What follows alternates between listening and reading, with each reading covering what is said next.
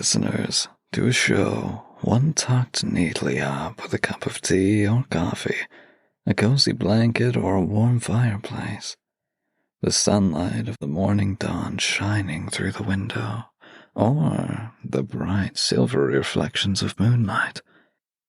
Is that too much, Kateri? Whatever made you think that? Your expression.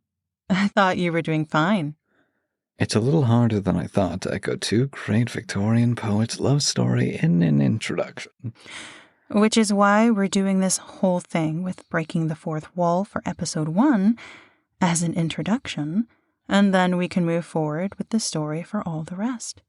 Well, I'd still like to finish what I've done. Please? Of course.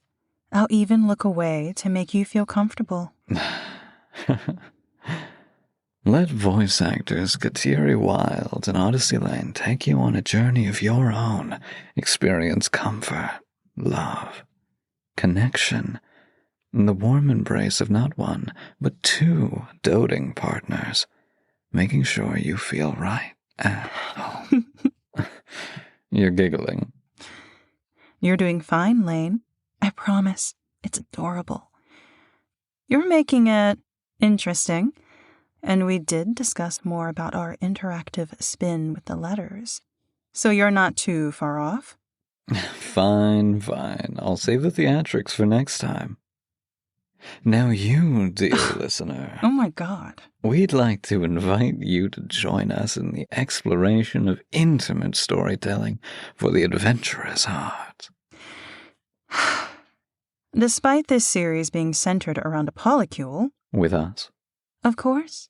It's safe for work, just saying, in case you actually listen in a public place, and all to help you explore an avenue of romance and care you might have missed or never tried before in a relaxed, flirtatious, and endearing roleplay. Yes, we take your hands in ours, well, because there's two of us, sharing with you the beautiful and romantic story of Elizabeth Barrett Browning and Robert Browning. Yes, quite the journey. Come with us in following the journey of these two as they fall deeper in love through each other's passion, desire, and longing.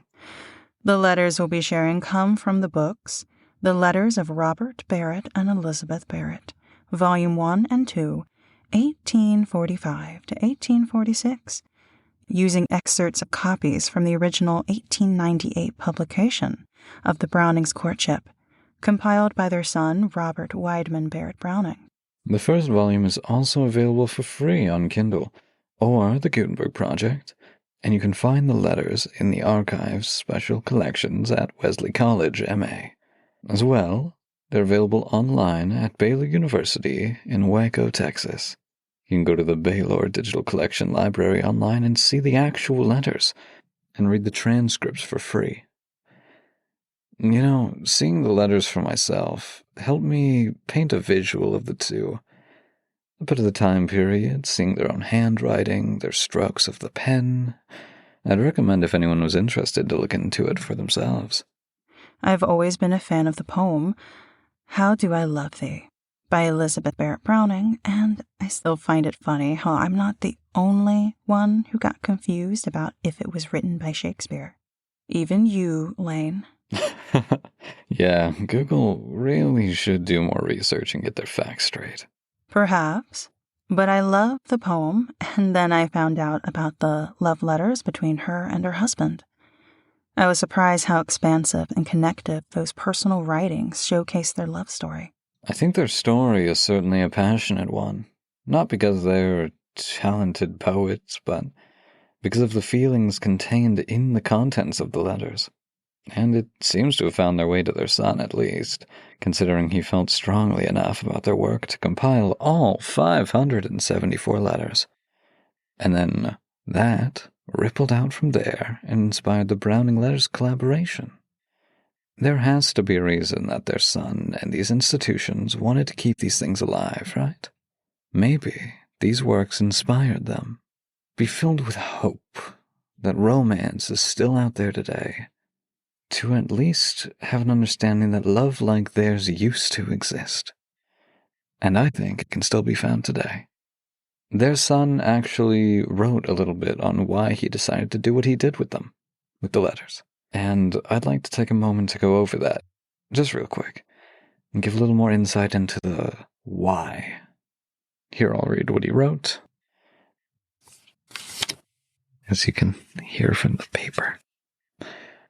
In considering the question of publishing these letters, which are all that ever passed between my father and mother, for after their marriage they were never separated, it seemed to me that my only alternatives were to allow them to be published or to destroy them.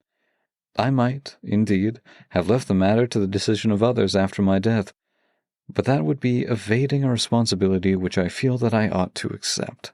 Ever since my mother's death, these letters were kept by my father in a certain inlaid box, into which they exactly fitted, and where they have always rested, letter beside letter, each in its consecutive order and numbered on the envelope by his own hands. My father destroyed all the rest of his correspondence, and not long before his death he said, referring to these letters, "There they are. Do with them as you please when I'm dead and gone." A few of the letters are of little or no interest, but their omission would have saved only a few pages, and I think it well that the correspondence should be given in its entirety. I wish to express my gratitude to my father's friend and mine, Miss Miller Morrison, for her unfailing sympathy and assistance in deciphering some words which had become scarcely legible owing to faded ink. Robert Barrett Browning, 1898. I can resonate with how much it meant for their son to translate, edit, and publish their letters, more from a personal point of view. Without divulging too much, it reminded me of my grandparents. During their own courtship, my grandfather lived in another country for 2 to 3 years, and they'd send letters often to each other. She'd spray her signature perfume on them, and they even had a nickname for each other from how often they wrote, which is why this podcast is called Ever Yours, as a tie-in to the podcast and how personal addresses and signings of letters are endearing and personal. It would have been nice to read their letters, but when I asked, my grandmother had this deadpan look on her face and said, "Oh no, we burned them." They filled the fireplace more than once to destroy them. She went into detail how it was stuffed to the brim each time they used a fireplace. That's how many letters were exchanged. So to hear Browning and Barrett had exchanged letters for 1.5 years amazes me. I bet they held hands before marriage. Huh. I do wish I could have read my grandparents' letters. I guess there must have been some very unholy themes. Well, maybe unlike your grandparents' letters, the Victorians knew how to be poetically subtle. But now that the introduction is finished, every episode will draw you into the center of your own intimate story with us. To start off, we'll be posting bi-weekly and hope to shift to weekly, which is likely because it would take a long time to finish reading 2 letters for each episode. And if you're feeling just as inspired, Kateri and myself encourage you to share some of your favorite stories, letters, writings. We will look forward to reading them. So, please, join us on a wild odyssey. As ever yours. And ours.